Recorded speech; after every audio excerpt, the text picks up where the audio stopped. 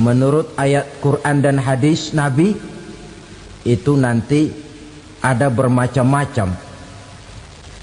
Ada orang beriman itu yang dimasukkan surga. Ada orang beriman itu yang dimasukkan ke dalam surga. Ada orang beriman itu yang disebut penduduk surga. Kenapa lain-lain, Pak? Karena waktu di dunia amalannya juga lain-lain. Ada orang beriman yang masuk surga. Ini paling murah tiketnya. Mau masuk surga? Kata Nabi begini, ma min abdin qala la ilaha illallah thumma mata ala dhalik illa dakhalal jannah. Kalau seorang hamba sudah mengucap dua kalimat syahadat, dia yakin dengan kebenaran kalimat itu sampai matinya, orang itu akan masuk surga. Abi Dzar yang waktu itu diajak bicara heran, ya Rasul kok gampang betul? Iya, walaupun orang itu mencuri, iya, walaupun orang itu berzina, iya. Biar dia mencuri, biar dia berzina, kalau dia sudah mengucap dua kalimat syahadat, dia yakin dengan kebenaran kalimat itu sampai matinya, itu orang akan masuk surga. Jadi masuk surga cukup dua kalimat syahadat, yakin sampai mati, masuk surga. Itu perkara masuk. Tapi kalau pertanyaannya diterusin, masuknya kapan, Pak? Nah, ini lain lagi urusannya. Sebab ada yang masuknya itu langsung, ada yang mampir dulu. Di sana tempat cuma dua, kalau tidak surga, neraka. Mau ke surga tapi mampir dulu, yang mampirnya jelas di neraka. Kenapa? Dalam hadis qudsi ada riwayat, nanti itu di akhirat, setelah Allah selesai mengatur penduduk surga masuk surga, yang neraka masuk neraka, Allah berkata kepada malaikat Malik, malaikat Malik, labaik ya Allah, itu bajingan-bajingan tengik, manusia-manusia durjana yang waktu di dunia tidak mau sujud, jauh dari ulama, gemar melakukan yang munkarat dan maksiat, hidup di tengah masyarakat selalu jadi bibit keonaran, kufur, sudah masuk neraka semua. Sudah ya Allah. Nah, kalau sudah, coba sekarang kamu masuk, Malik. Saya, iya, masuk neraka. Mau apa ya Allah? Kata Allah, akhriju minan nar man kana fi qalbihi misqala habbatin min khardalin min iman. Kau masuk neraka, cari di dalam neraka orang-orang yang ada imannya walaupun kecil sebesar biji zarah, angkat mereka keluar. Masuk malaikat Malik ke neraka, cari orang yang ada imannya, korek-korek. Ya repot, udah pada gosong. Yang ada imannya diangkat ke atas, yang ada imannya diangkat ke atas, lalu dimandikan di Nahrul Hayat, namanya sungai kehidupan di akhirat nanti. Cakep lagi rupanya, bersih lagi wajahnya, apel di hadapan Allah. Kata Allah, bagaimana Mas? Kapok nggak sampean? Kapok ya Allah. Nah, kalau kapok, idhab fadkhulil jannah, pergi masuk surga sana. Berangkat mereka ke surga, ketemu sama teman-temannya yang udah sampai lebih dulu, yang nggak pakai mampir lagi. Terjadi dialog. Kata teman-temannya yang udah pada nyampe duluan, Mas, iya, emang baru sampai? Saya baru sampai. Memang mampir di mana dulu, Mas? Kita sudah lama sampai di surga. Saudara buka surah Al-Muddatsir ayat 34-35. Ma salakakum fis saqar? Kenapa kamu mampir di neraka Saqar? Qalu lam naku minal musallin. Mereka menjawab, kami mampir di neraka Saqar, Mas, gara-gara dulunya kami waktu di dunia tidak pernah sholat. Tidak pernah sholat? Tidak pernah.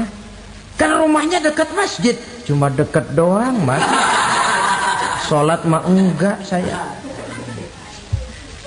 Enggak pernah ngasih makan fakir miskin, enggak pernah hadir di majelis taklim, pendeknya enggak pernah melakukan kebajikan, maka saya pun mampir di neraka sakor. Untung betul saya punya iman mas sedikit. Waktu hidup di dunia dulu saya pernah mengucap 2 kalimat syahadat, sekali-kalinya waktu mau kawin. Masya Allah. Untung saja kawin, kalau nggak kawin polos.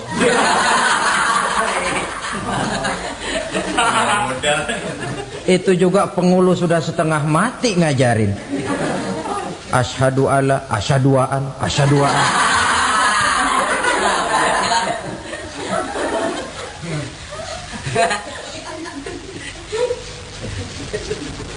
Ini namanya masuk surga, ada mampir dulu. Ada pula orang mukmin itu yang dimasukkan surga. Namanya dimasukkan kan terima beres.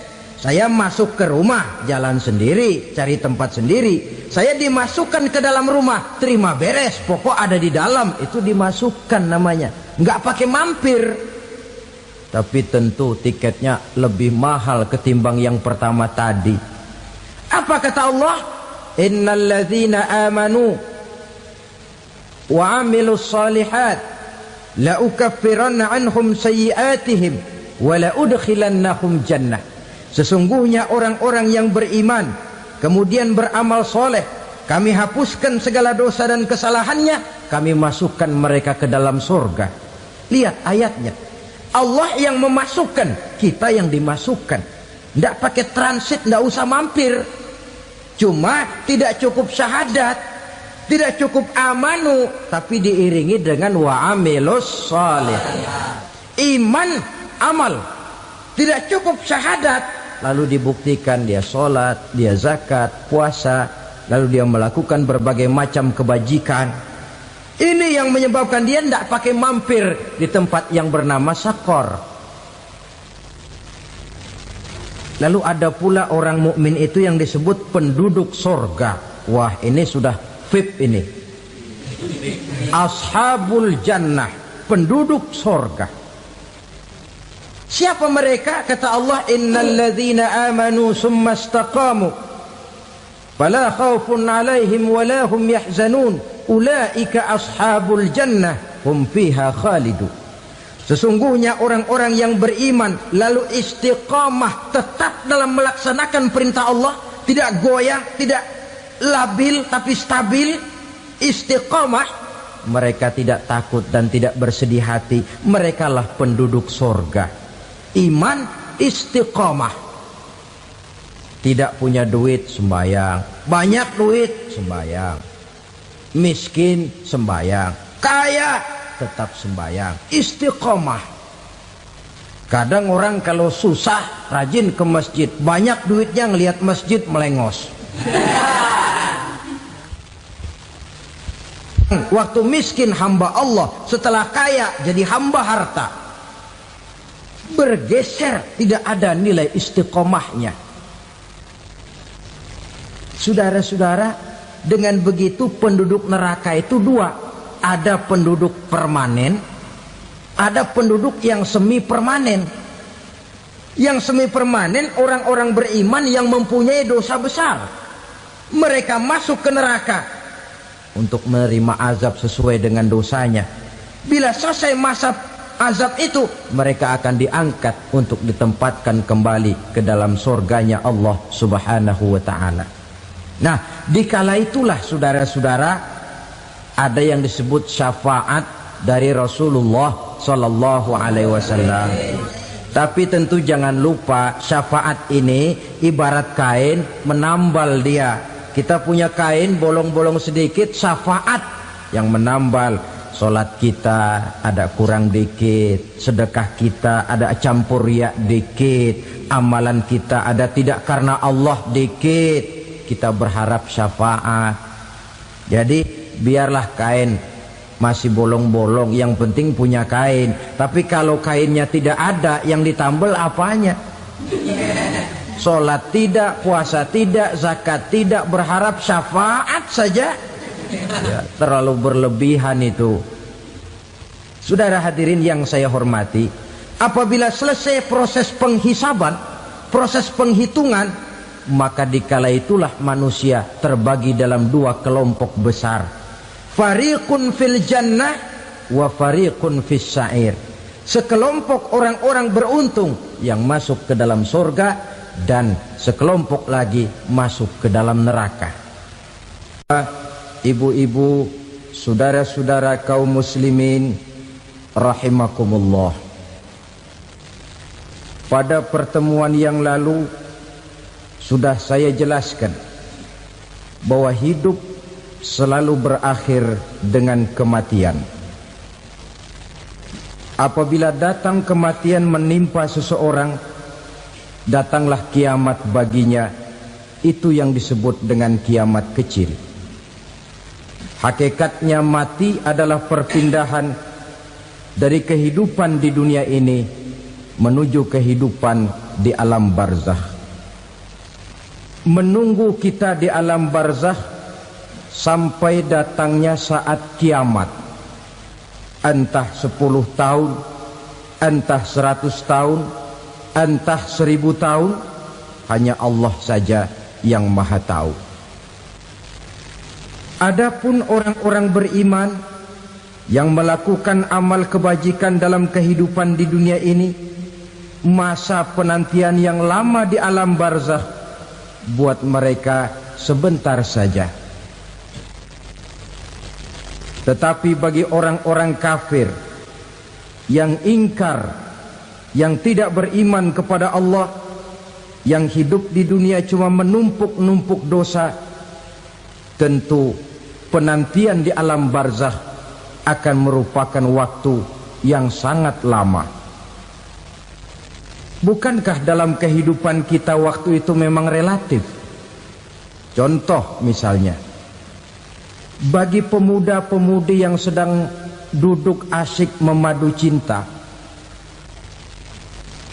waktu 4-5 jam saja rasanya cuma 4-5 menit. Tenggelam oleh keasikan. Tapi buat orang yang berbaring di rumah sakit, meratap di balik-balik apa itu tembok derita kata lagu, di balik dinding-dinding penjara, sehari bagai seminggu, seminggu rasa sebulan, sebulan boleh jadi rasa setahun. Penantian yang sangat lama. Kapan kiamat itu akan datang? Ini rahasia Allah. Jangankan kita yang orang awam, baginda Nabi sendiri tidak diberitahu oleh Allah kapan kiamat itu akan terjadi. Tetapi sungguh pun demikian, banyak hadis-hadis yang menjelaskan ciri atau tanda-tanda datangnya kiamat. Nah, kalau sudah bicara soal tanda, tanda kiamat itu ada dua. Pertama yang disebut alamatus sughra, tanda-tanda kecil. Ini waktunya masih ada tenggang. Ada yang dinamakan alamatul kubra, tanda-tanda besar. Artinya kiamat sudah diambang pintu. Apa tanda-tanda kecil dari datangnya hari kiamat itu? Misalnya kata Nabi, apabila ilmu sudah diangkat oleh Allah, artinya apabila ulama sudah banyak wafat, minat orang belajar agama berkurang, lalu kebodohan nampak merajalela di mana-mana, zina dikerjakan secara terbuka, minuman-minuman keras jadi kebanggaan, itu termasuk di antara tanda-tanda kecil terjadinya hari kiamat. Apalagi misalnya iza waladatil ammatu rabbataha, apabila budak sudah melahirkan tuan. Apa maksudnya? Ada yang mentafsirkan apabila anak sudah bisa membudaki orang tuanya. Orang tua yang melahirkan dia, yang membesarkan dia, demi setelah si anak besar jadi orang berpangkat, bertitel, berharta, berkedudukan, jadilah orang tua itu budaknya. Sehingga sering dibilang kalau orang tua kaya, anak jadi raja. Tapi kalau anak yang kaya, orang tua sering jadi budak. Apalagi munculnya fitnah yang bergelombang, timbul perang antara dua bangsa yang besar, waktu berjalan terasa sangat pendek sekali. Itu merupakan tanda di antara tanda-tanda kiamat. Termasuk di dalamnya sulit membedakan mana laki, mana perempuan. Kan kalau tanda-tanda kayak begini sekarang sudah banyak kita lihat kan. Ulama banyak wafat, penggantinya sulit. Zina dikerjakan berterang-terangan, minuman keras jadi kebanggaan, banyak anak membudaki orang tuanya, sulit membedakan mana laki mana perempuan. Kadang-kadang dari belakang kita lihat perempuan bener, begitu kita colek nengok jenggotan.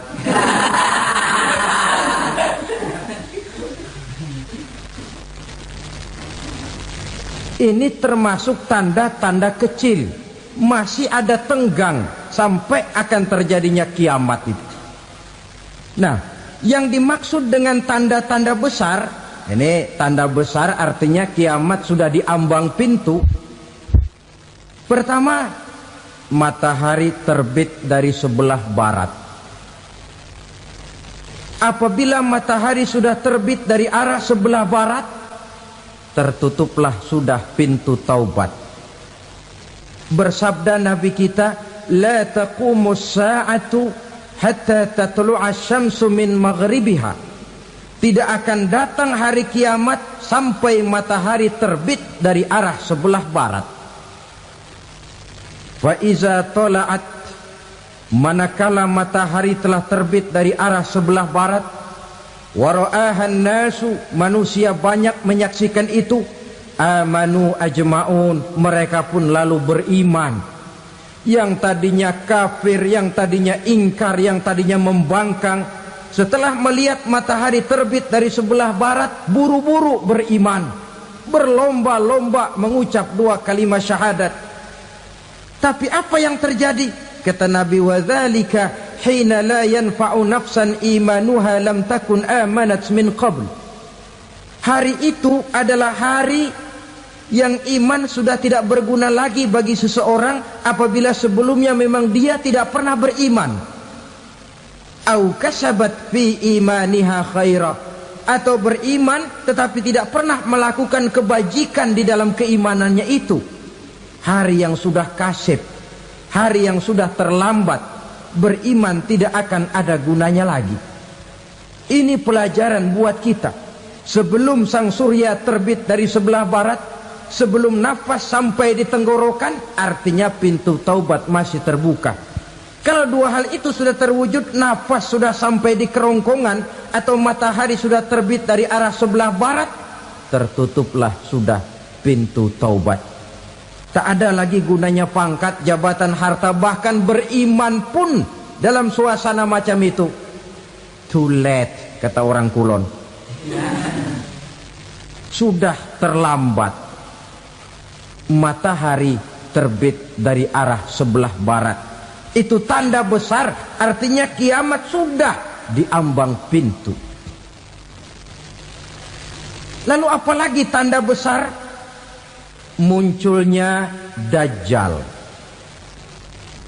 Dajjal artinya pendusta-pendusta yang menyesatkan manusia. Ada dua macam Dajjal, saudara. Ada Dajjal kecil. Ini Dajjal kelas teri. Kalau ini sejak zaman Rasulullah sudah ada itu. Tiap zaman ada. Di zaman Rasulullah misalnya ada yang bernama Aswad al-Unsi dari Yaman. Ada yang namanya Musailamah Al-Kazzab dari Yamamah. Ada yang namanya Ibnu Sayyad dari Madinah. Ini dajjal-dajjal di zaman Rasul. Musailamatul Kazzab memproklamirkan diri jadi nabi dia. Di zaman Rasul masih hidup. Ini dajjal zaman Nabi. Di zaman sahabat muncul dajjal-dajjal. Di zaman kita sekarang ini dajjal-dajjal pun gentayangan. Dajjal-dajjal kelas teri. Kerjanya mendustakan manusia, menyesatkan manusia, memalingkan manusia dari jalan yang benar dan diridhoi oleh Allah Subhanahu wa taala.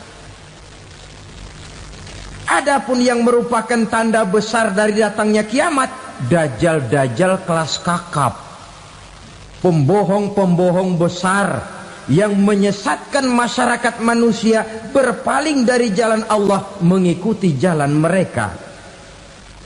Apa sih ciri dajjal itu? Kata Nabi dalam hadis Bukhari Muslim, innad dajjala, sesungguhnya yang namanya dajjal itu yakhruju, satu saat akan muncul mendekati hari kiamat.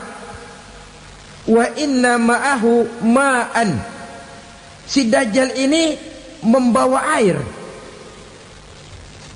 Wa naran, dan juga membawa api. Dua simbol. Di tangan yang satu dia bawa air, di tangan yang satu dia bawa api. Wa ammal ladzi yarahu an-nasu ma'an fanarun, adapun yang orang banyak lihat air, hakikatnya adalah api. Yang dilihat api, hakikatnya adalah air. Oleh sebab itu, kalau api yang ditawarkan, ambillah air. Kalau air yang ditawarkan, pilihlah api. Maksudnya apa ini? Ini bahasa simbol, saudara-saudara. Dajjal bicaranya seolah-olah untuk kepentingan manusia, menawarkan surga. Surga yang dia tawarkan hakikatnya neraka. Hai manusia, kalau kau mau bahagia, jangan dekat-dekat dengan agama. Solat itu tidak efektif dan efisien, tidak produktif dari segi ekonomi itu. Menghadiri majelis taklim cuma buang-buang waktu. Tahajud, tasbih, tahlil, baca Quran, apa itu? Pekerjaan mubazir saja. Hidup ini cuma sekali, masa yang cuma sekali, manfaatkan dengan sebaik-baiknya. Mumpung, dibawanya sifat mumpung tetapi dalam pengertian yang sangat negatif. Bicaranya seolah-olah untuk kepentingan manusia, tetapi sebenarnya menjerumuskan manusia. Menawarkan air, tapi sebenarnya api. Menawarkan api, tapi hakikatnya air. Buat apa kamu sholat? Buat apa kamu bayar zakat? Buat apa kamu puasa? Surga yang dicanangkan Dajjal, hakikatnya neraka. Neraka yang digambarkan Dajjal, pada dasarnya adalah surga. Jadi memutarbalikkan fakta itu kerjaan Dajjal. Yang hak jadi batil, yang batil dibilang hak, yang benar jadi salah, yang salah malah jadi benar. Tuntunan disuruh jadi tontonan, tontonan malah menjadi tuntunan. Itu pekerjaan Dajjal profesinya. Zamannya Nabi Adam, Dajjalnya kan iblis. Betul? Betul. Apa sih gang kerayuan iblis itu? Allah setelah menciptakan Nabi Adam kan bilang, Adam, kau dan istrimu Hawa tinggal di surga ini. Seluruh fasilitas yang ada di surga persilahkan kau nikmati. Satu yang tidak boleh, jangan coba-coba dekati pohon khuldi. Dekat saja jangan, apalagi sampai memetiknya. Datang Dajjal yang namanya iblis ini. Adam, kamu tahu nggak kenapa tidak boleh makan buah khuldi? Ya nggak tahu, pokoknya saya dilarang. Bodoh kamu Dam. Khuldun artinya kekal. Kalau kamu makan itu buah, kau akan kekal di surga buat selamanya. Allah tidak kepengen, maka dilarang kamu makan buah khuldi. Kalau kau ingin kekal di surga Adam, makan saja. Saya bicara begini ini untuk kepentingan kamu Adam. Ini kan ciri-ciri Dajjal. Bicaranya sih seolah-olah untuk kepentingan Nabi Adam, hakikat sebenarnya menjerumuskan Nabi Adam supaya ingkar dan melanggar larangan dari Allah Subhanahu wa ta'ala. Jadi setelah muncul Dajjal, timbul kekacauan-kekacauan di masyarakat. Banyak yang terpengaruh, terpedaya dan terpesona. Termasuk mereka yang memproklamirkan diri jadi nabi. Mereka yang memproklamirkan diri jadi rasul di zaman sesudah Rasulullah wafat, itu adalah Dajjal-Dajjal.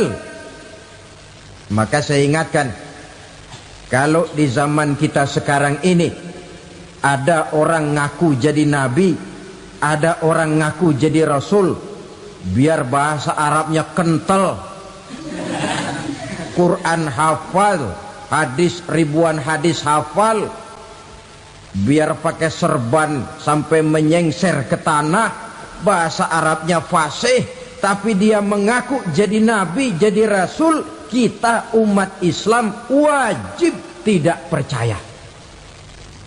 Wajib untuk tidak percaya.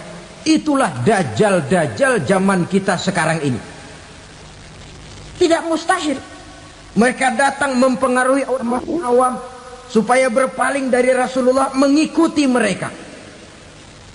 Nah, di akhir zaman nanti, mendekati hari kiamat, Dajjal ini muncul. Dajjal kelas kakap, menyesatkan masyarakat manusia untuk berpaling dari Islam, mengikuti seruan mereka. Apalagi di antara datangnya kiamat itu, tanda yang besar itu, turunnya Nabiullah Isa Al-Masih, putra Maryam. Menurut berbagai hadis yang sahih, Nabi Isa Al-Masih nanti akan turun lagi. Tidak membawa risalah yang baru, tapi meluruskan risalah Islam ini yang telah banyak ditinggalkan oleh masyarakat. Bahkan ada hadis menjelaskan beliau akan membunuh Nabi, mematahkan kayu-kayu salib, lalu melaksanakan haji dan umrah mengikuti syariat Nabi Muhammad, bukan membawa agama baru. Menjadi semacam mujaddid, reformer, menyelamatkan manusia dari bisikan Dajjal. Bahkan ada riwayat yang menjelaskan bahwa Nabi Isa berhasil mengalahkan Dajjal, mengembalikan masyarakat manusia kembali kepada ajaran Islam yang datang dari Allah, dibawa oleh Rasulullah Sallallahu Alaihi Wasallam. Dengan kata lain, turunnya Nabi Isa bukan sebagai Nabi dan Rasul baru, tetapi mengikuti syariat Nabi kita Muhammad Sallallahu Alaihi Wasallam. Saudara hadirin, ibu-ibu hadirat yang saya hormati, kemudian apalagi di antara tanda-tanda besar akan datangnya kiamat itu? Keluarnya asap atau awan. Kata Nabi, inna min asratis sa'ah dukhanan yamla'u ma bainal masyriqi wal maghrib. Di antara tanda-tanda kiamat, munculnya awan antara langit dan bumi. Ini pun diperkuat dalam surah Ad-Dukhan ayat 10. Fartaqib yauma ta'tis sama' bidukhanin mubin fayughshan nas hadza azabun alim. Bagi orang-orang yang beriman, mereka biasa-biasa saja. Tapi bagi orang kufur, datangnya asap dan awan ini merupakan azab yang kelewat pedih. Barangkali sedikit mendekati gambaran tentang azab yang pedih ini, saya ingatkan alam pikiran kita kepada peristiwa yang belum lama terjadi. Pernah dengar berita bocornya reaktor nuklir di Chernobyl, Uni Soviet? Pernah dengar? Bocornya reaktor nuklir di Chernobyl yang mengakibatkan ratusan bahkan sangat mungkin ribuan nyawa. Cuma satu reaktor. Bagaimana kalau seluruh cadangan nuklir yang dimiliki oleh para negara adikuasa ini diledakkan? Bahkan yang konon menurut catatan cadangan nuklir yang dimiliki bersama oleh Amerika dan Rusia sekarang ini sudah sanggup memusnahkan 6 miliar manusia, 1,5 kali lebih banyak dari jumlah manusia yang nongkrong di permukaan bumi ini. Saudara-saudara hadirin yang saya hormati,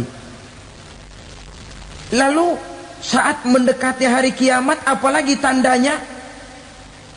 Setelah Nabi Isa wafat, pada saat turunnya yang kedua kali, lalu Allah meniupkan angin sejuk. Semua orang-orang beriman, orang-orang baik wafat, sehingga penghuni bumi ini cuma tinggal lagi terdiri dari orang-orang kafir. Tidak ada lagi di bumi ini yang bisa mengucapkan Allah. Sehingga dalam hadis qudsi itu ada keterangan, innallaha azza wa jalla yaqulu li Israfil.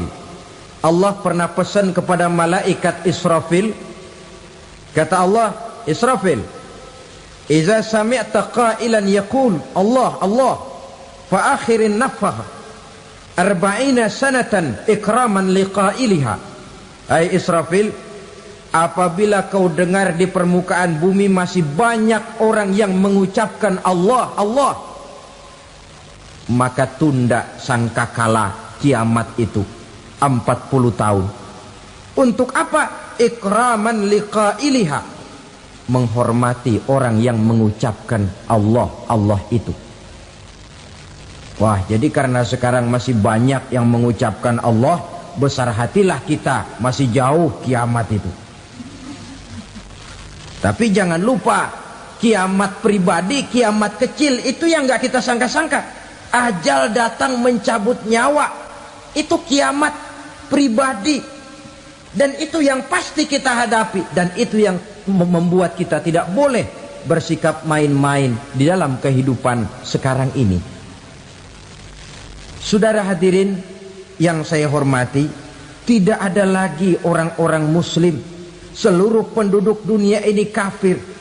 Lalu terciptalah struktur sosial yang berlandaskan prinsip hidup semau gue. Bakal terjadilah prinsip di mana yang kaya menyantap yang miskin, yang kuat menindas yang lemah. Hidup sudah bagaikan di rimba belantara, berlaku hukum rimba. Siapa yang kuat dia yang menang, siapa yang lemah menjadi mangsa. Timbul kekacauan, maksiat merajalela, munkarat menjadi-jadi, sehingga isi bumi ini penuh dengan segala macam perbuatan dosa. Tidak ada perlunya lagi alam diperpanjang temponya. Datang saat yang sudah dijanjikan oleh Allah Azza wa Jalla, maka terjadilah yang disebut kiamat kubra, kiamat besar, kiamat ancur-ancuran. Bagaimana kejadian ini dimulai? Dalam surah Az-Zumar ayat 68, Allah Subhanahu wa taala berfirman, wa nufikha fis suri fasa'iqa man fis samawati wa man fil ardi illa man sya'allahu. Maka manakala ditiuplah sangkakala, terkejutlah seluruh yang ada di langit dan seluruh yang ada di bumi. Bila saat kiamat datang, Allah perintah malaikat Israfil, Israfil, tiup sangkakalamu. Ditiuplah sangkakala oleh malaikat Israfil. Yang akibat daripada tiupan itu, seluruh yang ada di langit, seluruh yang ada di permukaan bumi terkejut. Yang ada di langit siapa? Malaikat kan. Bayangin aja kalau malaikat kaget, apalagi kita. Terkejut seluruh makhluk yang ada di bumi, yang ada di langit mendengar suara sangkakala itu. Bunyinya tidak sanggup kita bayangkan dahsyatnya. Ledakan nuklir, ledakan neutron belum apa-apa ketimbang bunyi sangkakala malaikat Israfil ini. Nah, lalu mendengar bunyi sangkakala ini, gemparlah makhluk, kacaulah alam. Bumi gempa, planet-planet bertabrakan, gunung meletus, air laut tumpah ke darat, angin topan bertiup, halilintar menyambar. Lalu semua yang bernama hidup mati total. Mati bareng tanpa persiapan. La haula wala quwata illa billah. Saya kadang-kadang dalam tafakur bermohon, ya Allah, mudah-mudahan saya enggak nemuin kiamat beneran. Ngeri. Tidak bisa kita bayangkan macam apa suasana seperti itu. Allah saja banyak memberikan gambaran, misalnya Al-Qari'ah, wa mal qari'ah, wa ma adraka mal qari'ah. Kejadian yang menggemparkan. Tahukah kamu apa kejadian yang menggemparkan itu? Yauma yakunun nasu kal farasil mabsus wa takunul jibalu kal ihnil manfus. Pada saat itu manusia berterbangan bagai kupu-kupu, gunung berterbangan seperti kapas ditiup angin. Gunung saja macam kapas, konon lagi manusia. Kematian total, mulai semut sampai gajah mati, jin mati, iblis mati, malaikat mati. Malaikat saja mati. Saudara hadirin yang saya hormati, kematian total yang tanpa persiapan. Orang bilang, Pak, kalau mati bareng begitu yang repot malaikat maut dong ya. Cabut sana, cabut sini. Itu kalau menurut logika kita, mestinya begitu menurut logika. Tapi logika juga yang nggak perlu serepot itu. Sebab untuk mematikan listrik di wilayah DKI, di wilayah Jakarta, nggak perlu tiap rumah didatengin matiin, ya lama. Cukup dari kantor pusatnya saja PLN tekan satu tombol, gelaplah seluruh Jakarta. Saudara hadirin yang saya hormati, kematian total. Lalu setelah kematian total, planet-planet juga mati, dalam arti tidak bergerak dan beredar. Angin mati, dalam arti tidak bertiup. Air mati, dalam arti tidak ada riak gelombang. Pokoknya semua mati. Kullu nafsin za'iqatul maut, semua yang bernafas mati. Dalam ayat lain, kullu man 'alaiha fan, semua yang ada di permukaan bumi fana. Yang kekal cuma Allah Subhanahu wa ta'ala. Yang paling belakang mati malaikat maut dan malaikat Israfil. Tapi mati juga sesuai dengan janji Allah. 10 lamanya. Tidak dijelaskan oleh Abi Hurairah 40 jam, apa 40 hari, apa 40 tahun. Hadis-hadis cuma menyebutkan 40 saja. Sunyi alam, yang tinggal cuma Allah saja lagi. Ketika itu Allah berseru-seru, katanya, limanil mulkul yauma, siapa para penguasa hari ini? Mana itu raja-raja dan penguasa yang dulu mengaku jadi Tuhan?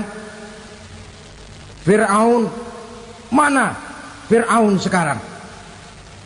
Yang dulu jadi raja, merasa berhasil, sombong, lalu tidak mau turun-turun dari kekuasaannya, sampai kepada puncak kekurang ajarannya mengangkat diri jadi Tuhan. Mana itu Fir'aun? Namrus, mana sekarang Namrus? La ilaha illa ana, ternyata tidak ada Tuhan lain selain daripada aku, kata Allah. Proses kemudian, saudara-saudara, turunlah hujan dari langit. 40 lamanya hujan itu. Tidak jelas juga 40 jam apa 40 hari. Setelah air turun membasahi, datanglah tiupan sangkakala yang kedua. Semua yang bernama mati bangkit dari kuburnya masing-masing. Ini yang disebut Yaumul Ba'thi, hari kebangkitan. Allahu Akbar. Pada saat kita bangkit dari kubur kita masing-masing, kumpul di padang mahsyar namanya. Bayangin aja, saya sendiri nggak sanggup bayangin. Manusia sejak zaman Adam sampai zaman kiamat kumpul bareng di tempat sama. Berapa banyaknya itu?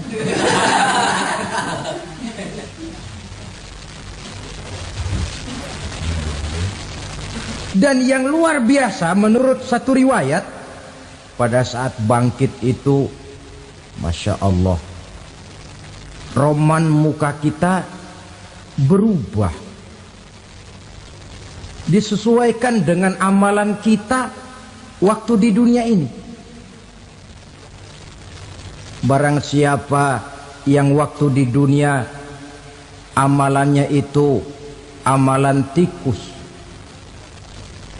di akhirat nanti dia bangkit dari kubur, mukanya seperti muka tikus. Gagah betul badannya, tapi mukanya seperti tikus. Kenapa? Amalannya waktu di dunia seperti amalan tikus. Apa amalan tikus itu? Suka ngegeragoti barang yang sudah disimpan rapi-rapi. Orang sudah simpan uang rapi-rapi, simpan perhiasan rapi-rapi, digeragoti oleh tikus. Maling-maling, pencoleng-pencoleng, koruptor-koruptor. Itu nanti di akhirat nanti kita lihat mukanya seperti muka tikus.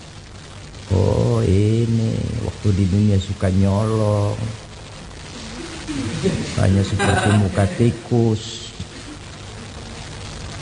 Barang siapa yang waktu di dunia ini amalannya itu amalan macan, dia akan bangkit nanti mukanya seperti muka macan. Apa amalan macan? Macan itu amalannya menang-menangan. Orang yang mau menang saja nggak mau mengalah. Coba lihat di hutan, kenal hutan nggak? Di hutan, raja hutan di mana-mana pasti macan. Betul kan? Betul. Padahal hutan belum pernah bikin pemilihan umum. Tapi macan tidak peduli ada pemilihan umum apa tidak, pokok saya raja. Sebab apa? Macan jadi raja itu bukan karena benar, tapi karena kuat jadi raja. Setelah dia jadi raja, rakyat hutan yang mesti dilindungi malah dimakan oleh raja macan. Kambing rakyat hutan dimakan oleh macan. Ayam rakyat hutan dimakan oleh macan. Itu nanti kita lihat di akhirat itu mukanya seperti muka macan, gagah betul. Lalu barang siapa yang di dunia ini amalannya itu seperti amalan anjing, nanti dia punya muka seperti muka anjing. Apa amalan anjing? Pertama, anjing itu kalau disuruh jaga rumah, dia tidak bisa membedakan mana maling, mana tamu. Biar yang datang maling, kalau bawa tulang, anjing kalem. Yang kedua, anjing itu akan setia kepada siapa saja yang memberinya roti. Siapa yang memberinya roti, itulah majikannya. Apa kata majikannya pasti dia laksanakan. Soal benar atau salah dia tidak peduli. Setelah anjing dapat roti, dia tidak punya pilihan lain kecuali bilang, abdi mah kumaha juragan wae ayeuna mah.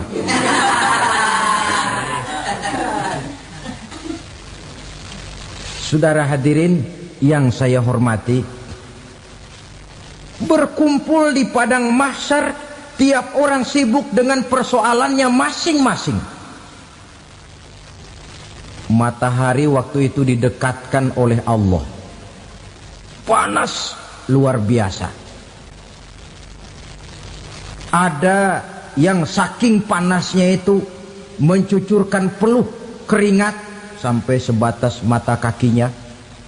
Ada yang keringatnya sampai sedengkulnya, ada yang keringatnya sampai sepusatnya, ada yang keringatnya mengalir sampai sebahunya, ada yang kelelap oleh keringatnya sendiri, sementara orang di sampingnya nggak apa-apa.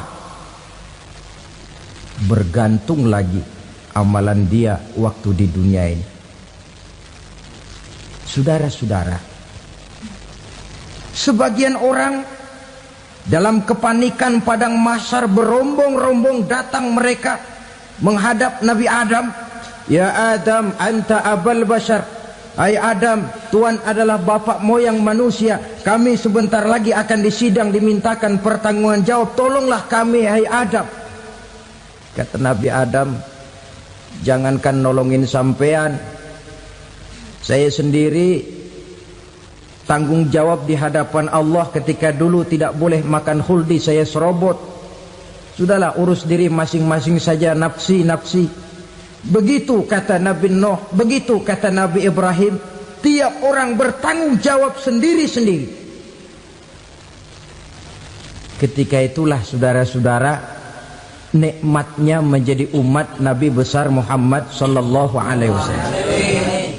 Sebab apa? Walaupun menurut abjad kita ini umat paling belakang, paling belakang kita ini toh, karena Nabi Muhammad adalah Nabi akhir, tapi akan dihisap lebih dulu, lewat di atas sirat lebih dulu, masuk surga lebih dahulu ketimbang umat-umat belakangan. Ketika Rasul mendekati ajal, beliau tanyakan itu kepada malaikat Jibril.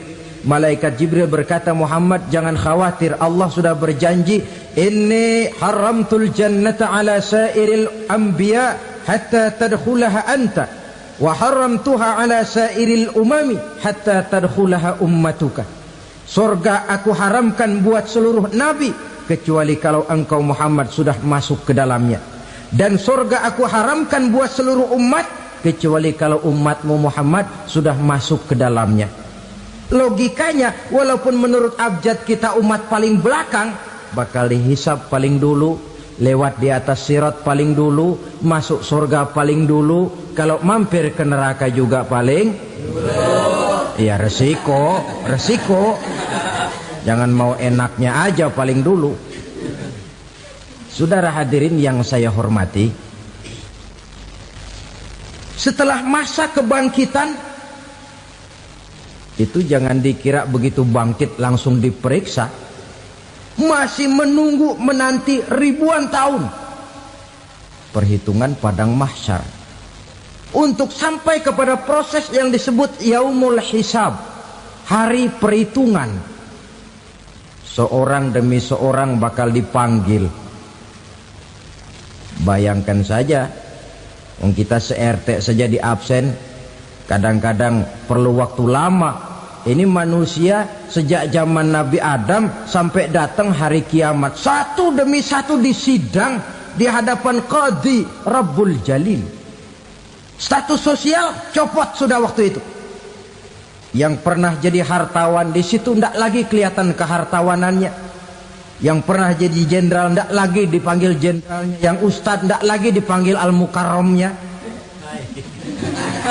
Seluruh status sosial selesai. Dipanggillah kita seorang demi seorang menghadap Qadhi Rabbul Jalil. Bagaimana proses penghisaban itu? Pertama, proses tanya jawab. Di antaranya ada hadis menyatakan, lan tazula qadama 'abdin yaumal qiyamah hatta yus'ala an arba'i khisalin. Besok di hari kiamat tidak akan bergeser telapak kaki seorang hamba sampai dia ditanya lebih dulu tentang 4 persoalan. Tentang ilmunya, kemana ilmu itu diamalkan. Tentang umurnya, di mana umur itu dihabiskan. Tentang masa mudanya, kemana masa muda itu dipakai. tentang hartanya, dari mana harta itu didapat dan kemana harta itu dibelanjakan. Ini termasuk proses tanya jawab. Jadi kalau istilah pengadilan dunia, nama Fulan bin Fulan. Kamu waktu di dunia diberikan umur panjang untuk apa? Pernah mengalami masa muda, kemana kau habiskan masa remajamu? Kau diamanahkan ilmu, dengan apa ilmumu kau amalkan?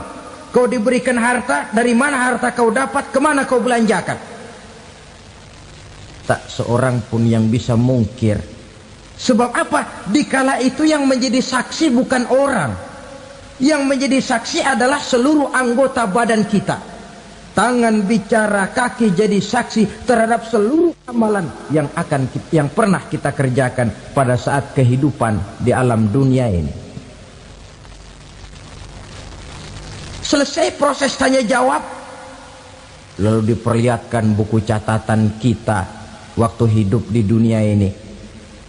Jangan lupa Allah itu menyiapkan 2 superkomputer kepada kita, sebelah ditempelin sebelah kanan, yang sebelah tempelin di sebelah kiri. Komputer itu namanya Raqib dan Atid, 2 malaikat yang apabila baik kita lakukan, refleks saja akan menulis kebajikan kita. Jahat kita kerjakan, akan tertulis. Catatan itu nanti diperlihatkan kepada kita. Waduh, alangkah malunya pada saat diperlihatkan catatan kita, buku rapot kita merah melulu.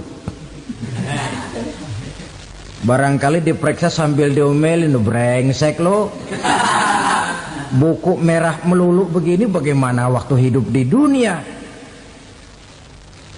Tidak cukup diperlihatkan buku catatan kehidupan, rekaman kehidupan.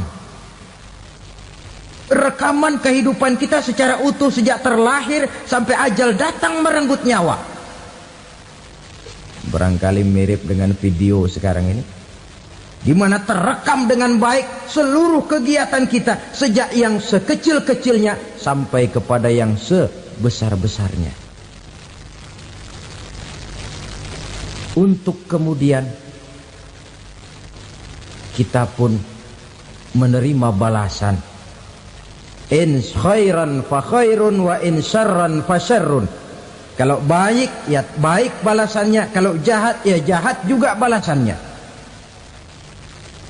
Catatan-catatan kita diberikan. Kalau banyak kebajikannya diberikan di tangan kanan dengan cara yang halus. Kalau banyak kejahatannya diberikan dari sebelah kiri atau dilempar dari belakang.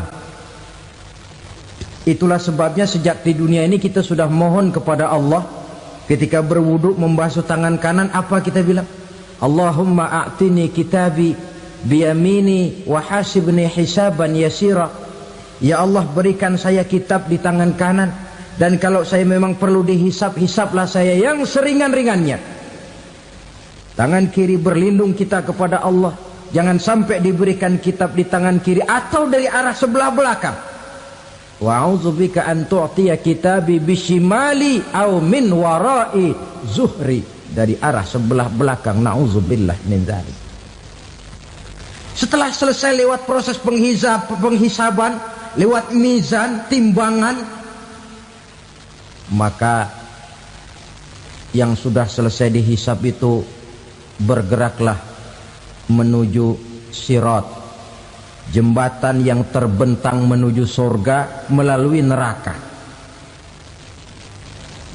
Saudara-saudara, panjangnya perjalanan sirat itu memakan waktu ratusan tahun. Tetapi orang yang lewat di atas sirat pun macam-macam, bergantung amalannya ketika di dunia ini. Ada yang lewat di atas sirat itu kalbarkil khatib, seperti kilat yang menyambar, lep, sudah sampai dia di surga. Cepat bukan main.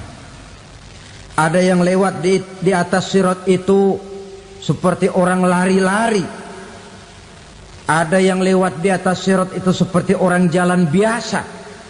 Ada yang sambil merangkak, ada yang sambil ngesor, ada yang sambil gelayutan, ada yang selamat sampai ke ujung ke surga, ada yang tergelincir jatuh masuk ke dalam neraka, bergantung amalannya dalam kehidupan di dunia sekarang ini. Tiap kita akan melewati yang namanya sirat ini. Saudara-saudara kaum muslimin yang saya hormati, dengan demikian mereka yang selamat melalui sirat sampai ke terminal akhir surga, mereka yang ketika dihisab ternyata banyak kejahatannya daripada kebaikannya, mereka singgah di dalam neraka. Nah, adapun orang-orang yang beriman menurut ayat Quran dan hadis Nabi itu nanti ada bermacam-macam. Ada orang beriman itu yang dimasukkan surga. Ada orang beriman itu yang dimasukkan ke dalam surga. Ada orang beriman itu yang disebut penduduk surga. Kenapa lain-lain, Pak? Karena waktu di dunia amalannya juga lain-lain. Ada orang beriman yang masuk surga. Ini paling murah tiketnya. Mau masuk surga? Kata Nabi begini, ma min abdin qala la ilaha illallah thumma mata ala dhalik illa dakhalal jannah. Kalau seorang hamba sudah mengucap dua kalimat syahadat, dia yakin dengan kebenaran kalimat itu sampai matinya, orang itu akan masuk surga. Abi Dzar yang waktu itu diajak bicara heran, ya Rasul kok gampang betul? Iya, walaupun orang itu mencuri, iya, walaupun orang itu berzina, iya. Biar dia mencuri, biar dia berzina, kalau dia sudah mengucap dua kalimat syahadat, dia yakin dengan kebenaran kalimat itu sampai matinya, itu orang akan masuk surga. Jadi masuk surga cukup dua kalimat syahadat, yakin sampai mati, masuk surga. Itu perkara masuk. Tapi kalau pertanyaannya diterusin, masuknya kapan, Pak? Nah, ini lain lagi urusannya. Sebab ada yang masuknya itu langsung, ada yang mampir dulu. Di sana tempat cuma dua, kalau tidak surga, neraka. Mau ke surga tapi mampir dulu, yang mampirnya jelas di neraka. Kenapa? Dalam hadis qudsi ada riwayat, nanti itu di akhirat, setelah Allah selesai mengatur penduduk surga masuk surga, yang neraka masuk neraka, Allah berkata kepada malaikat Malik, malaikat Malik, labaik ya Allah. Itu bajingan-bajingan tengik, manusia-manusia durjana yang waktu di dunia tidak mau sujud, jauh dari ulama, gemar melakukan yang munkarat dan maksiat, hidup di tengah masyarakat selalu jadi bibit keonaran, kufur, sudah masuk neraka semua. Sudah ya Allah. Nah, kalau sudah, coba sekarang kamu masuk, Malik. Saya, iya, masuk neraka. Mau apa ya Allah? Kata Allah, akhriju minan nar man kana fi qalbihi misqala habbatin min khardalin min iman. Kau masuk neraka, cari di dalam neraka orang-orang yang ada imannya walaupun kecil sebesar biji zarah, angkat mereka keluar. Masuk malaikat Malik ke neraka, cari orang yang ada imannya, korek-korek. Ya repot, udah pada gosong. Yang ada imannya diangkat ke atas, yang ada imannya diangkat ke atas, lalu dimandikan di Nahrul Hayat, namanya sungai kehidupan di akhirat nanti. Cakep lagi rupanya, bersih lagi wajahnya, apel di hadapan Allah. Kata Allah, bagaimana mas? Kapok nggak sampean? Kapok ya Allah. Nah, kalau kapok, idhab fadkhulil jannah, pergi masuk surga sana. Berangkat mereka ke surga. ketemu sama teman-temannya yang udah sampai lebih dulu, yang nggak pakai mampir lagi. Terjadi dialog. Kata teman-temannya yang udah pada nyampe duluan, "Mas, iya, emang baru sampai?" Saya baru sampai." "Memang mampir di mana dulu, Mas? Kita sudah lama sampai di surga." Saudara buka surah Al-Muddatsir ayat 34-35. "Ma salakakum fis saqar?" Kenapa kamu mampir di neraka Saqar? Qalu lam naku minal musallin. Mereka menjawab, kami mampir di neraka Saqar, Mas, gara-gara dulunya kami waktu di dunia tidak pernah sholat. Tidak pernah sholat? Tidak pernah. Kan rumahnya dekat masjid. Cuma dekat doang, Mas. Sholat mah enggak saya. Enggak pernah ngasih makan fakir miskin, enggak pernah hadir di majelis taklim, pendeknya enggak pernah melakukan kebajikan, maka saya pun mampir di neraka Saqar. Untung betul saya punya iman, Mas, sedikit. Waktu hidup di dunia dulu saya pernah mengucap 2 kalimat syahadat, sekali-kalinya waktu mau kawin. Masya Allah. Untung saja kawin, kalau nggak kawin polos.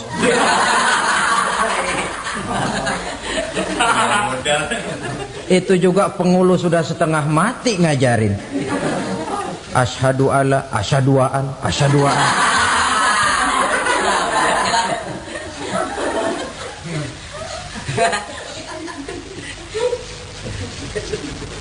Ini namanya masuk surga, ada mampir dulu.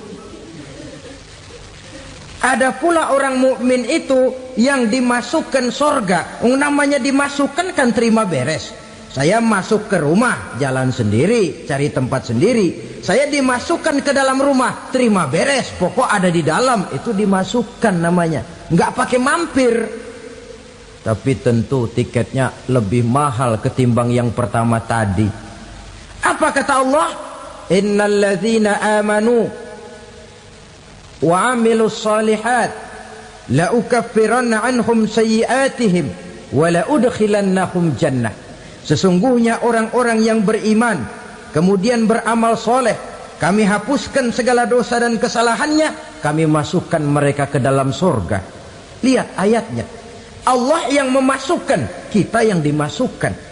Tidak pakai transit, tidak usah mampir. Cuma tidak cukup syahadat, tidak cukup amanu, tapi diiringi dengan wa'amilus salih. Iman, amal. Tidak cukup syahadat, lalu dibuktikan dia sholat, dia zakat, puasa, lalu dia melakukan berbagai macam kebajikan. Ini yang menyebabkan dia tidak pakai mampir di tempat yang bernama Saqar. Lalu ada pula orang mukmin itu yang disebut penduduk surga. Wah, ini sudah VIP ini. Ashabul jannah, penduduk surga. Siapa mereka? Kata Allah, innal ladzina amanu summa istaqamu fala khaufun 'alaihim wala hum yahzanun ulaika ashabul jannah hum fiha khalidun.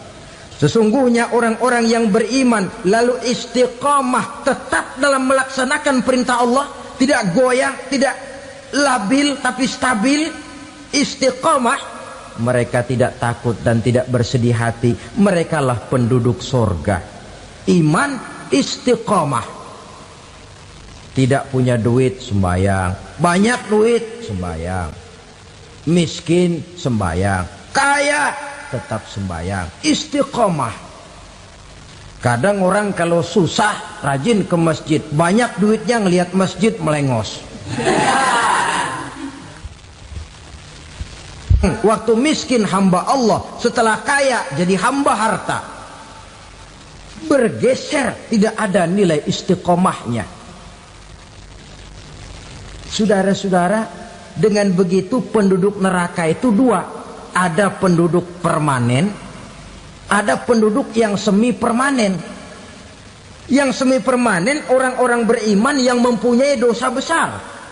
Mereka masuk ke neraka untuk menerima azab sesuai dengan dosanya. Bila selesai masa azab itu, mereka akan diangkat untuk ditempatkan kembali ke dalam surganya Allah Subhanahu wa ta'ala. Nah, dikala itulah saudara-saudara, ada yang disebut syafaat dari Rasulullah Sallallahu Alaihi Wasallam. Tapi tentu jangan lupa, syafaat ini ibarat kain menambal dia. Kita punya kain bolong-bolong sedikit, syafaat yang menambal. Solat kita ada kurang dikit, sedekah kita ada campur riak dikit, amalan kita ada tidak karena Allah dikit, kita berharap syafaat. Jadi biarlah kain masih bolong-bolong, yang penting punya kain. Tapi kalau kainnya tidak ada, yang ditambal apanya? Solat tidak, puasa tidak, zakat tidak, berharap syafaat saja, ya, terlalu berlebihan itu. Saudara hadirin yang saya hormati, apabila selesai proses penghisaban, proses penghitungan, maka dikala itulah manusia terbagi dalam dua kelompok besar. Fariqun fil jannah wa fariqun fis sa'ir. Sekelompok orang-orang beruntung yang masuk ke dalam surga, dan sekelompok lagi masuk ke dalam neraka. Matahari waktu itu didekatkan oleh Allah. Panas luar biasa. Ada yang saking panasnya itu mencucurkan peluh keringat sampai sebatas mata kakinya. Ada yang keringatnya sampai sedengkulnya. Ada yang keringatnya sampai sepusatnya. Ada yang keringatnya mengalir sampai sebahunya. Ada yang kelelap oleh keringatnya sendiri, sementara orang di sampingnya enggak apa-apa. Bergantung lagi amalan dia waktu di dunia ini. Saudara-saudara, sebagian orang dalam kepanikan padang mahsyar berombong-rombong datang mereka menghadap Nabi Adam. Ya Adam, anta abal bashar. Hai Adam, Tuhan adalah bapak moyang manusia. Kami sebentar lagi akan disidang, dimintakan pertanggungan jawab. Tolonglah kami, hai Adam. Kata Nabi Adam, jangankan nolongin sampean, saya sendiri tanggung jawab di hadapan Allah ketika dulu tidak boleh makan khuldi, saya serobot. Sudahlah, urus diri masing-masing saja, nafsi. Begitu kata Nabi Nuh, begitu kata Nabi Ibrahim. Tiap orang bertanggung jawab sendiri-sendiri. Ketika itulah saudara-saudara, nikmatnya menjadi umat Nabi besar Muhammad sallallahu alaihi wasallam. Sebab apa? Walaupun menurut abjad kita ini umat paling belakang, paling belakang kita ini toh, karena Nabi Muhammad adalah Nabi akhir, tapi akan dihisap lebih dulu, lewat di atas sirat lebih dulu, masuk surga lebih dahulu ketimbang umat-umat belakangan. Ketika Rasul mendekati ajal, beliau tanyakan itu kepada malaikat Jibril. Malaikat Jibril berkata, Muhammad jangan khawatir, Allah sudah berjanji, inni haramtul jannata ala sairil anbiya hatta tadkhulaha anta, wa haramtuha ala sairil umami hatta tadkhulaha ummatuka. Surga aku haramkan buat seluruh nabi kecuali kalau engkau Muhammad sudah masuk ke dalamnya, dan surga aku haramkan buat seluruh umat kecuali kalau umatmu Muhammad sudah masuk ke dalamnya. Logikanya, walaupun menurut abjad kita umat paling belakang, bakal dihisap paling dulu, lewat di atas sirat paling dulu, masuk surga paling dulu, kalau mampir ke neraka juga paling dulu. Ya resiko. Jangan mau enaknya aja paling dulu. Saudara hadirin yang saya hormati, setelah masa kebangkitan itu jangan dikira begitu bangkit langsung diperiksa. Masih menunggu menanti ribuan tahun perhitungan padang mahsyar untuk sampai kepada proses yang disebut yaumul hisab, hari perhitungan. Seorang demi seorang bakal dipanggil. Bayangkan saja, kita se-RT saja di absen, Kadang-kadang perlu waktu lama. Ini manusia sejak zaman Nabi Adam sampai datang hari kiamat, satu demi satu disidang di hadapan Qadhi Rabbul Jalil. Status sosial copot sudah waktu itu. Yang pernah jadi hartawan di situ tidak lagi kelihatan kehartawanannya. Yang pernah jadi jenderal tidak lagi dipanggil jenderalnya. Yang ustadz tidak lagi dipanggil al-mukarramnya. Seluruh status sosial selesai. Dipanggillah kita seorang demi seorang menghadap Qadhi Rabbul Jalil. Bagaimana proses penghisaban itu? Pertama, proses tanya jawab. Di antaranya ada hadis menyatakan, lan tazula qadama 'abdin yaumal qiyamah hatta yus'ala an arba'i khisalin. Besok di hari kiamat tidak akan bergeser telapak kaki seorang hamba sampai dia ditanya lebih dulu tentang 4 persoalan. Tentang ilmunya. Kemana ilmu itu diamalkan? Tentang umurnya. Di mana umur itu dihabiskan? Tentang masa mudanya. Kemana masa muda itu dipakai? Tentang hartanya. Dari mana harta itu didapat dan kemana harta itu dibelanjakan. Ini termasuk proses tanya jawab. Jadi kalau istilah pengadilan dunia, nama Fulan bin Fulan. Kamu waktu di dunia diberikan umur panjang untuk apa? Pernah mengalami masa muda, kemana kau habiskan masa remajamu? Kau diamanahkan ilmu, dengan apa ilmumu kau amalkan? Kau diberikan harta, dari mana harta kau dapat, kemana kau belanjakan? Tak seorang pun yang bisa mungkir. Sebab apa? Dikala itu yang menjadi saksi bukan orang. Yang menjadi saksi adalah seluruh anggota badan kita. Tangan bicara, kaki jadi saksi terhadap seluruh amalan yang pernah kita kerjakan pada saat kehidupan di alam dunia ini. Selesai proses tanya jawab, lalu diperlihatkan buku catatan kita waktu hidup di dunia ini. Jangan lupa Allah itu menyiapkan 2 superkomputer kepada kita. Sebelah ditempelin sebelah kanan, yang sebelah tempelin di sebelah kiri. Komputer itu namanya Raqib dan Atid. 2 malaikat yang apabila baik kita lakukan, refleks saja akan menulis kebajikan kita. Jahat kita kerjakan, akan tertulis. Catatan itu nanti diperlihatkan kepada kita. Waduh, alangkah malunya pada saat diperlihatkan catatan kita, buku rapot kita merah melulu. Barangkali diperiksa sambil diomelin, brengsek lo. Buku merah melulu begini, bagaimana waktu hidup di dunia? Tidak cukup diperlihatkan buku catatan kehidupan, rekaman kehidupan. Rekaman kehidupan kita secara utuh sejak terlahir sampai ajal datang merenggut nyawa. Barangkali mirip dengan video sekarang ini, di mana terekam dengan baik seluruh kegiatan kita, sejak yang sekecil-kecilnya sampai kepada yang sebesar-besarnya. Untuk kemudian kita pun menerima balasan. In khairan fa khairun wa in syarran fa syarrun.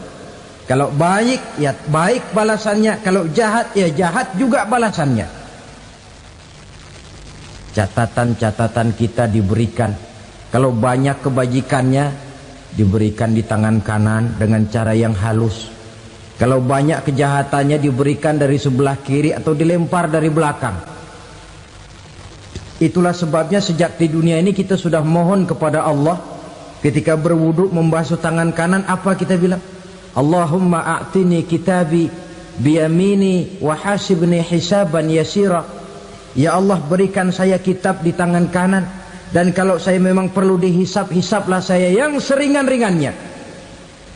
Tangan kiri berlindung kita kepada Allah. jangan sampai diberikan kitab di tangan kiri atau dari arah sebelah belakang. Wa a'udzubika an tu'tiya kitabi bishimali aw min wara'i zuhri, dari arah sebelah belakang. Na'udzubillah min dzalik. Setelah selesai lewat proses penghisaban, lewat mizan, timbangan, maka yang sudah selesai dihisab itu bergeraklah menuju sirat, jembatan yang terbentang menuju surga melalui neraka. Saudara-saudara, panjangnya perjalanan sirat itu memakan waktu ratusan tahun. Tetapi orang yang lewat di atas sirat pun macam-macam, bergantung amalannya ketika di dunia ini. Ada yang lewat di atas sirat itu kalbarkil khatib, seperti kilat yang menyambar, lep, sudah sampai dia di surga. Cepat bukan main. Ada yang lewat di atas sirat itu seperti orang lari-lari. Ada yang lewat di atas sirat itu seperti orang jalan biasa. Ada yang sambil merangkak, ada yang sambil ngesor, ada yang sambil gelayutan, ada yang selamat sampai ke ujung ke surga, ada yang tergelincir jatuh masuk ke dalam neraka, bergantung amalannya dalam kehidupan di dunia sekarang ini. Tiap kita akan melewati yang namanya sirat ini. Saudara-saudara kaum muslimin yang saya hormati, dengan demikian mereka yang selamat melalui sirat sampai ke terminal akhir surga, mereka yang ketika dihisab ternyata banyak kejahatannya daripada kebaikannya, mereka singgah di dalam neraka. Nah, adapun orang-orang yang beriman menurut ayat Quran dan hadis Nabi itu nanti ada bermacam-macam. Ada orang beriman itu yang dimasukkan surga. Ada orang beriman itu yang dimasukkan ke dalam surga. Ada orang beriman itu yang disebut penduduk surga. Kenapa lain-lain, Pak? Karena waktu di dunia amalannya juga lain-lain. Ada orang beriman yang masuk surga. Ini paling murah tiketnya. Mau masuk surga? Kata Nabi begini, ma min abdin qala la ilaha illallah thumma mata ala dhalik illa dakhalal jannah. Kalau seorang hamba sudah mengucap dua kalimat syahadat, dia yakin dengan kebenaran kalimat itu sampai matinya, orang itu akan masuk surga. Abi Dzar yang waktu itu diajak bicara heran, ya Rasul kok gampang betul? Iya. Walaupun orang itu mencuri, iya. Walaupun orang itu berzina, iya. Biar dia mencuri, biar dia berzina, kalau dia sudah mengucap dua kalimat syahadat, dia yakin dengan kebenaran kalimat itu sampai matinya, itu orang akan masuk surga. Jadi masuk surga cukup dua kalimat syahadat, yakin sampai mati, masuk surga. Itu perkara masuk. Tapi kalau pertanyaannya diterusin, masuknya kapan, Pak? Nah, ini lain lagi urusannya. Sebab ada yang masuknya itu langsung, ada yang mampir dulu. Di sana tempat cuma dua, kalau tidak surga, neraka. Mau ke surga tapi mampir dulu, yang mampirnya jelas di neraka. Kenapa? Dalam hadis qudsi ada riwayat, nanti itu di akhirat, setelah Allah selesai mengatur penduduk surga masuk surga, yang neraka masuk neraka, Allah berkata kepada malaikat Malik, malaikat Malik, labaik ya Allah. Itu bajingan-bajingan tengik, manusia-manusia durjana yang waktu di dunia tidak mau sujud, jauh dari ulama, gemar melakukan yang munkarat dan maksiat, hidup di tengah masyarakat selalu jadi bibit keonaran, kufur, sudah masuk neraka semua. Sudah ya Allah. Nah, kalau sudah, coba sekarang kamu masuk, Malik. Saya, iya, masuk neraka. Mau apa ya Allah? Kata Allah, akhriju minan nar man kana fi qalbihi misqala habbatin min khardalin min iman. Kau masuk neraka, cari di dalam neraka orang-orang yang ada imannya walaupun kecil sebesar biji zarah, angkat mereka keluar. Masuk malaikat Malik ke neraka, cari orang yang ada imannya, korek-korek. Ya repot, udah pada gosong.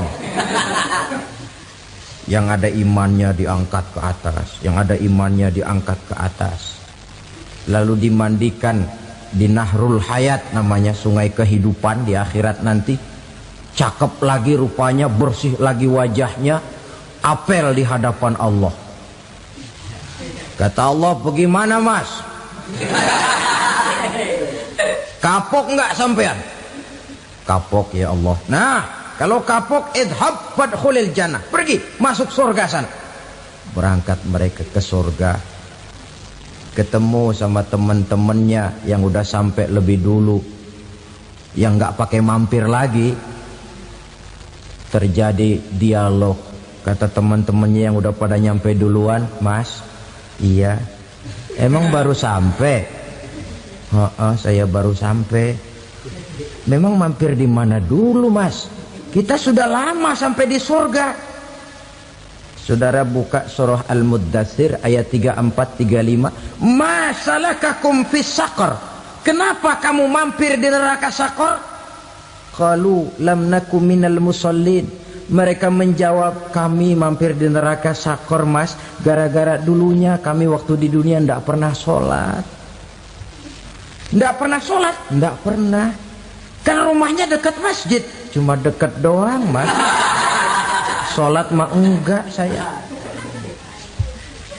Enggak pernah ngasih makan fakir miskin, enggak pernah hadir di majelis taklim, pendeknya enggak pernah melakukan kebajikan. Maka saya pun mampir di neraka Saqar. Untung betul saya punya iman mas, sedikit. Waktu hidup di dunia dulu saya pernah mengucap 2 kalimat syahadat, sekali-kalinya waktu mau kawin. Masya Allah.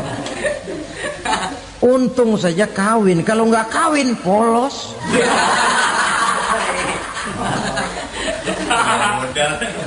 Itu juga pengulu sudah setengah mati ngajarin. Asyhadu alla, asyaduaan, asyaduaan.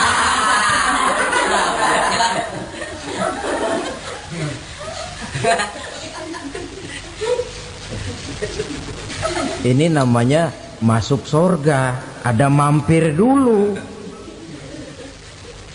Ada pula orang mukmin itu yang dimasukkan surga. Namanya dimasukkan kan terima beres. Saya masuk ke rumah, jalan sendiri, cari tempat sendiri. Saya dimasukkan ke dalam rumah, terima beres, pokok ada di dalam, itu dimasukkan namanya. Nggak pakai mampir. Tapi tentu tiketnya lebih mahal ketimbang yang pertama tadi. Apa kata Allah? Innal ladzina amanu wa amilus salihat la ukaffiranna anhum sayyi'atihim wa la udkhilannahum jannah. Sesungguhnya orang-orang yang beriman kemudian beramal soleh, kami hapuskan segala dosa dan kesalahannya, kami masukkan mereka ke dalam surga. Lihat ayatnya, Allah yang memasukkan, kita yang dimasukkan. Tidak pakai transit, tidak usah mampir. Cuma tidak cukup syahadat, tidak cukup amanu, tapi diiringi dengan wa'amilus salih. Iman, amal. Tidak cukup syahadat, lalu dibuktikan dia sholat, dia zakat, puasa, lalu dia melakukan berbagai macam kebajikan. Ini yang menyebabkan dia tidak pakai mampir di tempat yang bernama Saqar. Lalu ada pula orang mukmin itu yang disebut penduduk surga. Wah, ini sudah VIP ini. Ashabul jannah, penduduk surga. Siapa mereka? Kata Allah, innal ladzina amanu summa istaqamu fala khaufun 'alaihim wala hum yahzanun ulaika ashabul jannah hum fiha khalidun. Sesungguhnya orang-orang yang beriman lalu istiqamah, tetap dalam melaksanakan perintah Allah, tidak goyang, tidak labil tapi stabil, istiqamah, mereka tidak takut dan tidak bersedih hati. Merekalah penduduk sorga. Iman, istiqamah. Tidak punya duit, sembahyang. Banyak duit, sembahyang. Miskin, sembahyang. Kaya, tetap sembahyang. Istiqamah. Kadang orang kalau susah rajin ke masjid, banyak duitnya ngelihat masjid melengos. Waktu miskin hamba Allah, setelah kaya jadi hamba harta. Bergeser, tidak ada nilai istiqomahnya. Saudara-saudara, dengan begitu penduduk neraka itu dua. Ada penduduk permanen, ada penduduk yang semi permanen. Yang semi permanen orang-orang beriman yang mempunyai dosa besar. Mereka masuk ke neraka untuk menerima azab sesuai dengan dosanya. Bila selesai masa azab itu, mereka akan diangkat untuk ditempatkan kembali ke dalam surganya Allah Subhanahu wa ta'ala. Nah, dikala itulah saudara-saudara, ada yang disebut syafaat dari Rasulullah Sallallahu Alaihi Wasallam. Tapi tentu jangan lupa, syafaat ini ibarat kain menambal dia. Kita punya kain bolong-bolong sedikit, syafaat yang menambal. Solat kita ada kurang dikit, sedekah kita ada campur riak dikit, amalan kita ada tidak karena Allah dikit. Kita berharap syafaat. Jadi biarlah kain masih bolong-bolong, yang penting punya kain. Tapi kalau kainnya tidak ada, yang ditambal apanya? Sholat tidak, puasa tidak, zakat tidak, berharap syafaat saja. Ya, terlalu berlebihan itu. Saudara hadirin yang saya hormati, apabila selesai proses penghisaban, proses penghitungan, maka dikala itulah manusia terbagi dalam dua kelompok besar. Fariqun fil jannah wa fariqun fis sa'ir. Sekelompok orang-orang beruntung yang masuk ke dalam surga, dan sekelompok lagi masuk ke dalam neraka.